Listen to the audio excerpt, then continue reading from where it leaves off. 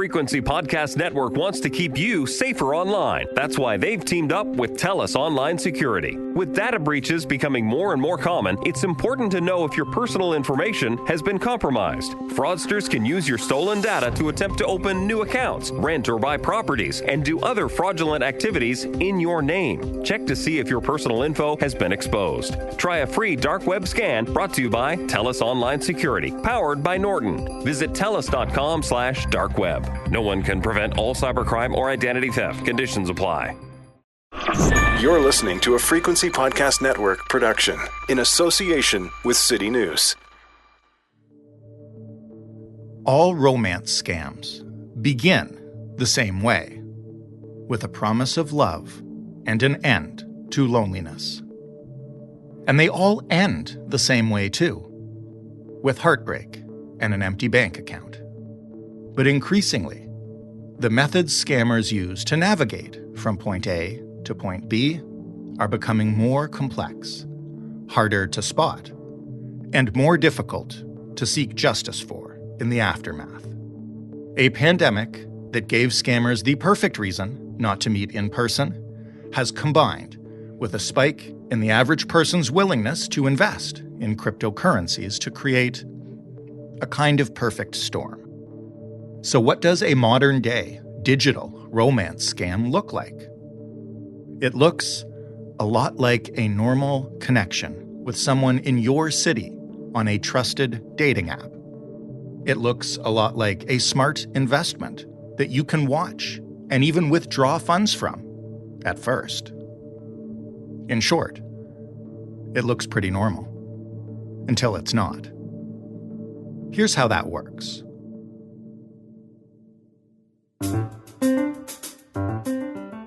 I'm Jordan Heath Rawlings. This is The Big Story. Carlo Handy Charles is a dual PhD candidate, first in sociology at McMaster University, second in geography at the Université des Antilles. He's written several pieces on exactly how these modern-day scammers operate. Hey, Carlo. Hi, Jordan. Why don't you just begin maybe by running me through the kind of scenario that you're talking about in some of your work here? You know, can you explain how this kind of transnational dating or romance fraud typically works online? So the way it works is the following.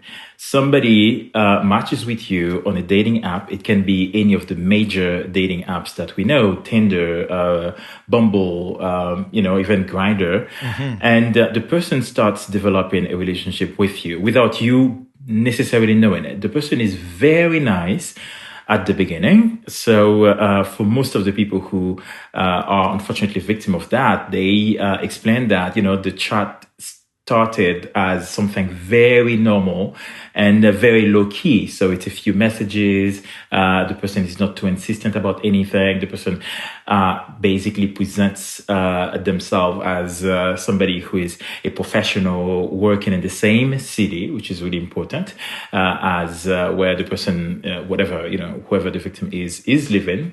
The person has the dream of being in a committed relationship. The person is looking for love. The person, is basically everything that, a person who is looking for a genuine love and connection on the internet.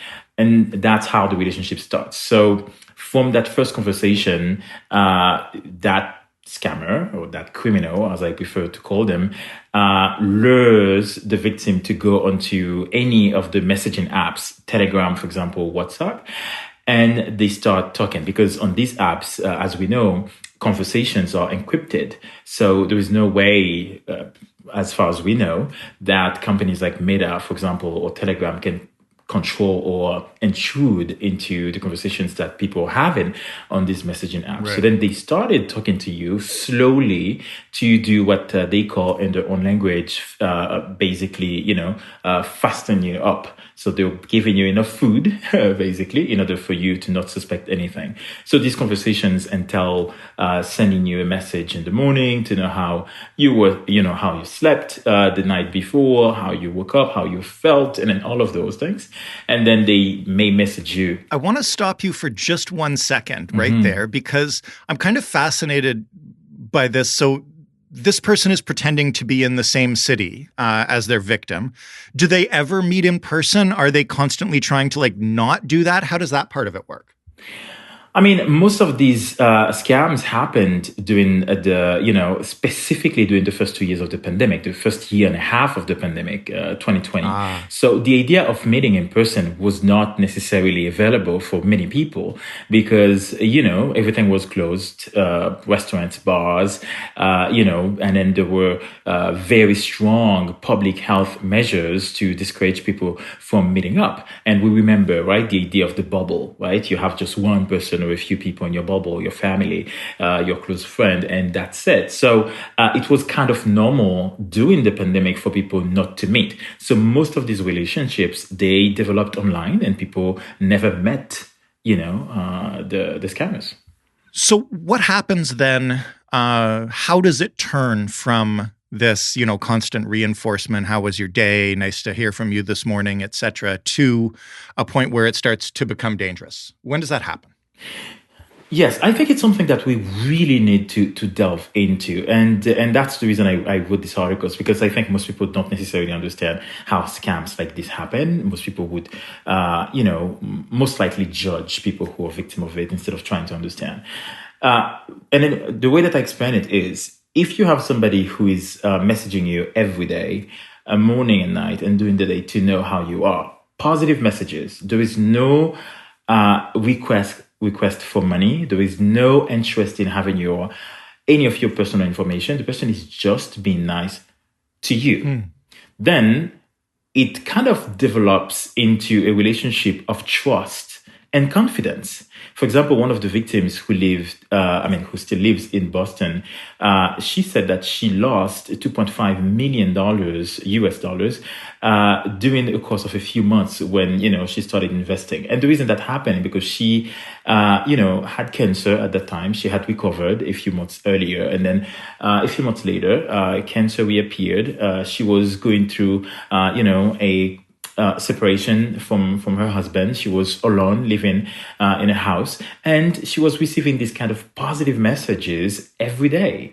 So then every day that kind of builds up into that relationship where you trust that person that you have never met really, but then you trust it because you feel like this is somebody who cares about me, right? And the messages, they're not only silly messages. The person shows that they really care for you in the sense that they're asking you, what you're doing during the day. They may even give you advice on things to do. If you tell them that you're going to go out for, let's say, doing whatever you need to do, they're going to tell you, pay attention to COVID protocols, wear your mask, and things like that. So those are people who are really, really good at what they do. Right. And the aspect of living in the same city is something that they tell people in order for people not to suspect that they're scammers. Because if they tell you that they live in the same city, but because of COVID, you cannot meet, then it's much more, it's much easier for you to say, okay, it's all good. We're going to meet at some point when the COVID-19 restrictions are lifted. So that's how these relationships, they become very dangerous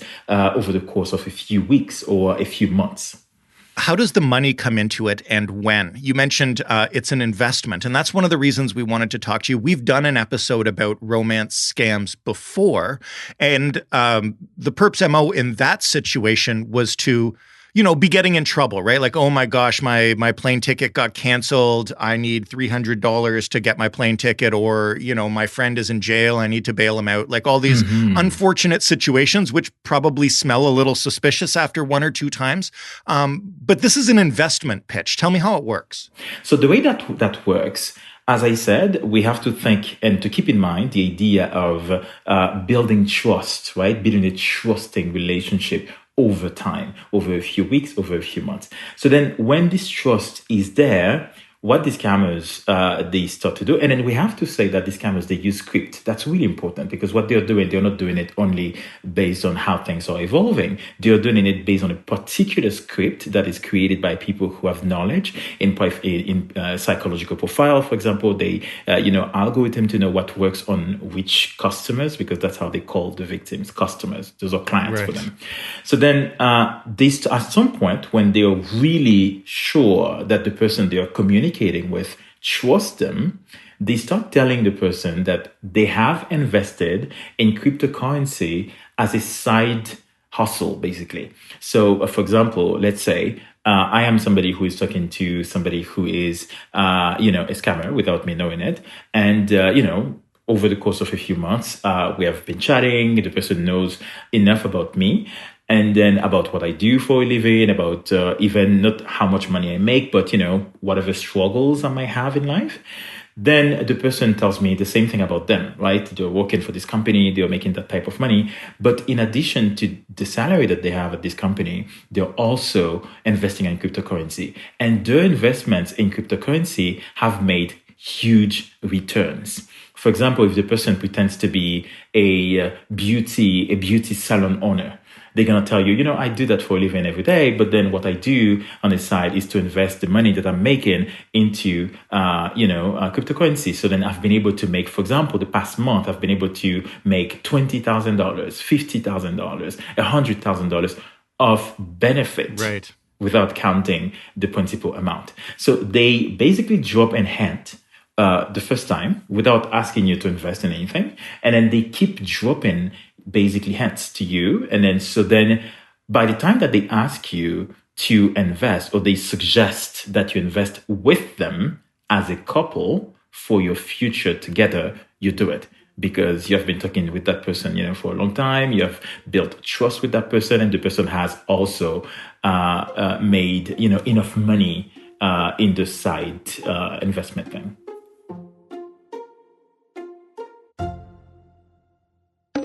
When it comes to being online, we live life on the edge. Sending personal documents on questionable public Wi-Fi, rolling the dice with shady shopping sites. And don't even pretend you've never clicked on a deal that's too good to be true. Who hasn't? Luckily, there's TELUS Online Security. All-in-one protection for your identity and devices to help you connect, browse, and bank with confidence. Stay safer with TELUS Online Security, powered by Norton. Learn more at TELUS.com/online security. No one can prevent all cybercrime or identity theft. Conditions apply.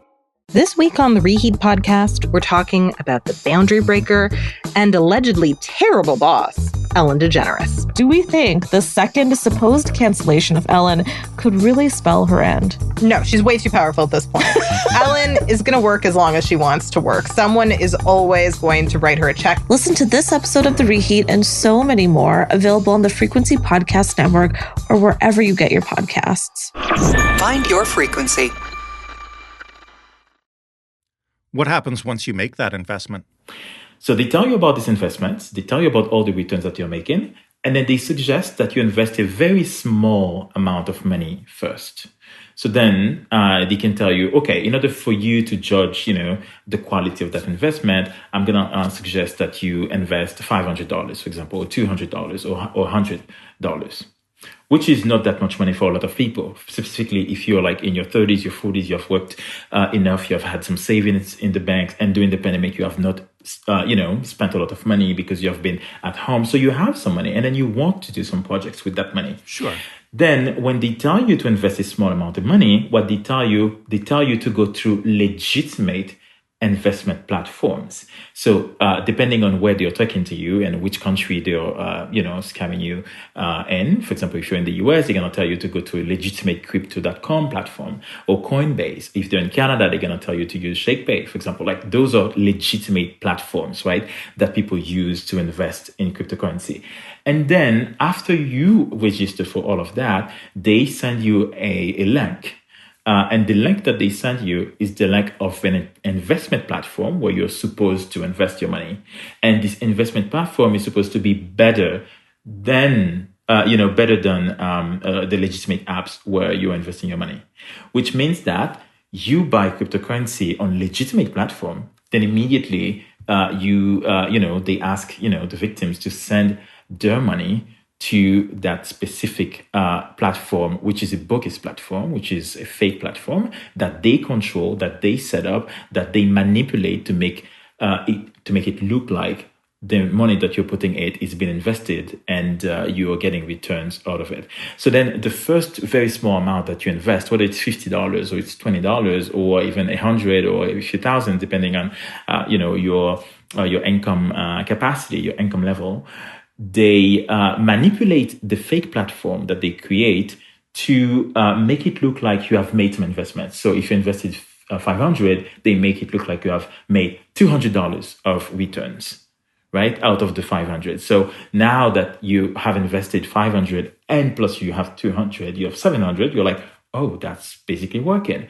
And then so that's how they get most of the victims to invest the money, basically to send the money to them, because it's not investment really. It's the victim sending the money to them.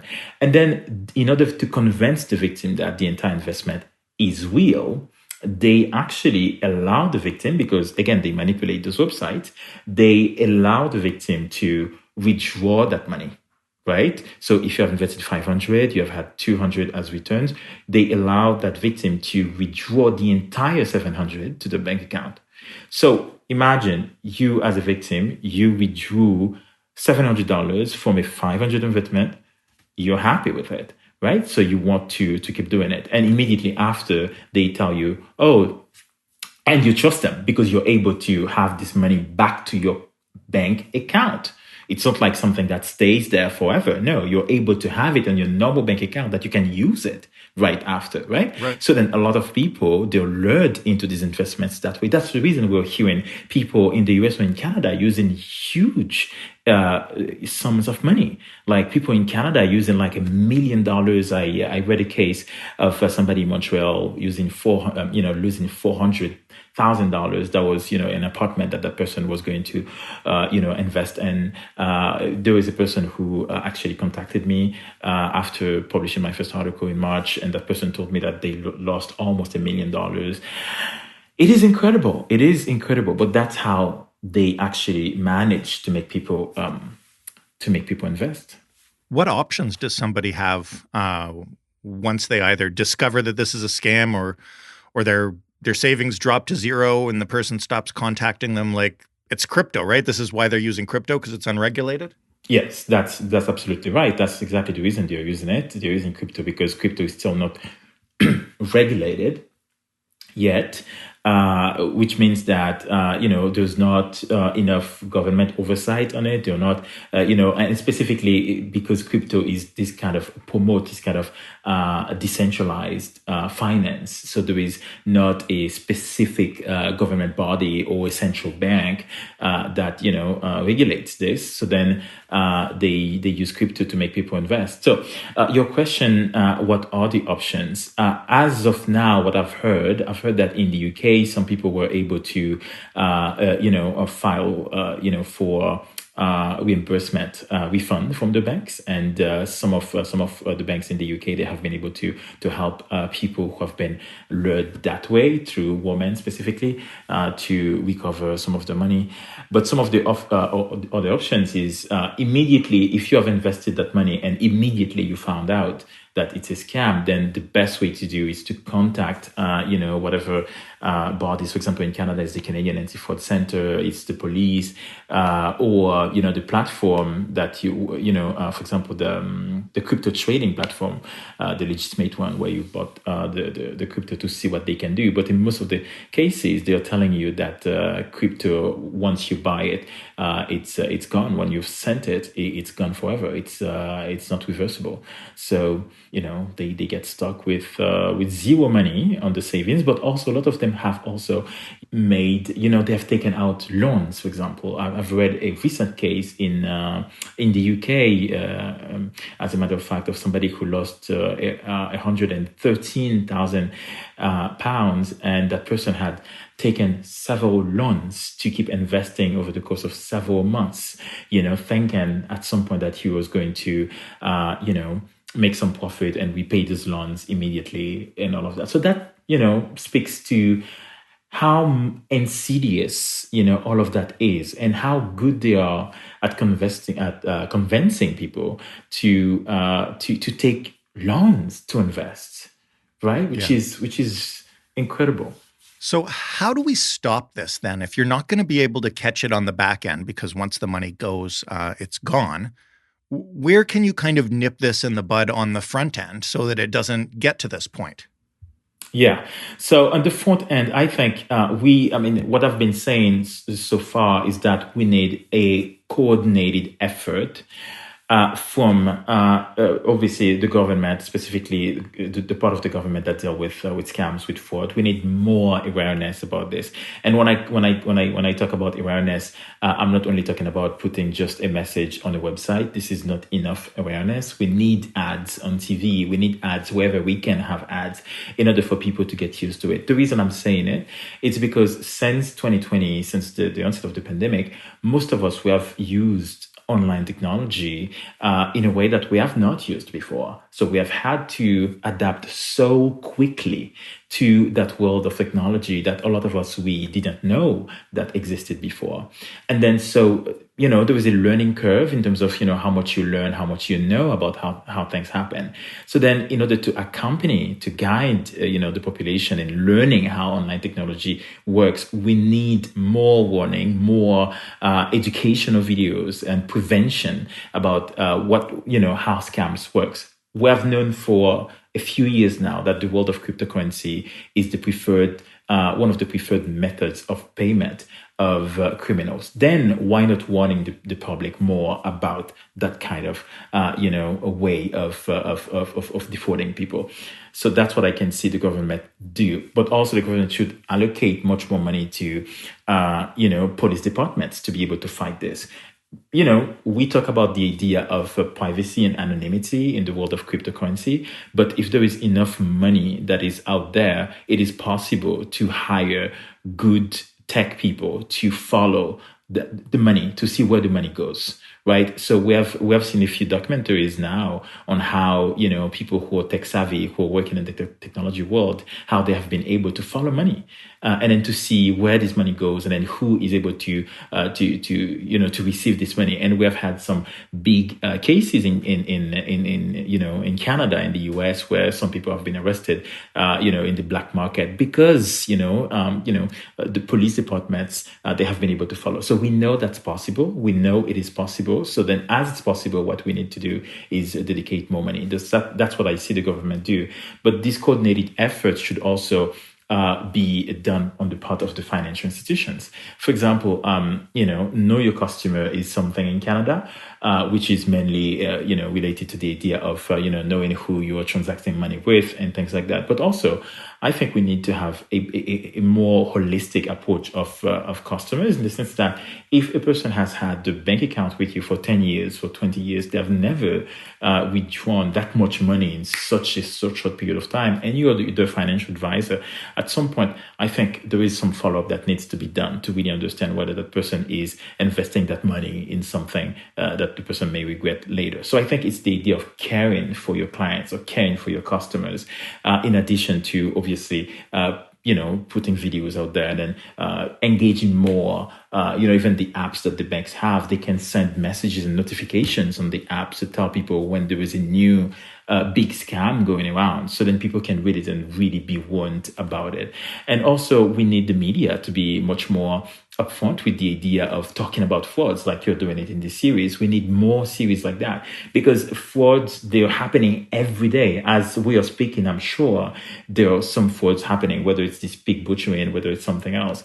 But then, because after the fraud, so many people are so ashamed of it, they don't share the experience. And then the more you don't share, like the less you share your experience, the less people know about them, the less we're able to prevent massive scale of fraud happening. So we need really this coordinated action on part of several institutions and government bodies in order for us to prevent that before it happens. As of now, and then more regulations of crypto. We definitely get to a point where now we need to regulate crypto more. We need to really understand, because that's becoming something big, right? It's not just a few people transacting money. It's billions and billions of dollars.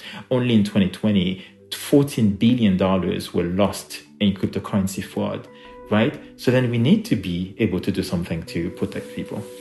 Carlo, thank you so much for this. Really fascinating. Thank you very much for having me, Jordan. Appreciate the conversation. That was Carlo Handy Charles, and that was The Big Story. For more from us, head to thebigstorypodcast.ca, find us on Twitter at TheBigStoryFPN, email us hello@thebigstorypodcast.ca, and call us 416-935-5935. Ask us a question about the podcast, or demand that we cover your preferred topic. Thanks for listening. I'm Jordan Heath Rawlings. We'll talk tomorrow. So much of what you do online can be risky. That's why Frequency Podcast Network has teamed up with TELUS Online Security powered by Norton. Simple actions like connecting to public Wi-Fi and opening sketchy sites or emails from people you are not aware of can expose your personal information. But with TELUS Online Security, which includes a secure VPN, you can browse securely and anonymously. Get Canada's most comprehensive all-in-one protection starting from just $10 per month. Visit TELUS.com/online security. A simple way to stay safer. No one can prevent all cybercrime or identity theft. Conditions apply.